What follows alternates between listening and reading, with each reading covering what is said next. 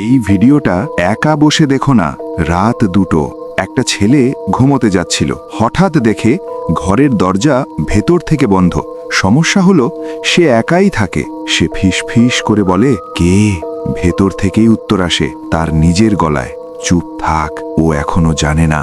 হঠাৎ ফোনে notification, front camera recording started. সে তো ক্যামেরা অন করেনি। স্ক্রিনে দেখে সে নিজেই দাঁড়িয়ে, কিন্তু চোখ দুটো নড়ছে না। শেষ লাইন ভেসে ওঠে, তুই ঘুমালে আমি বেরোবো।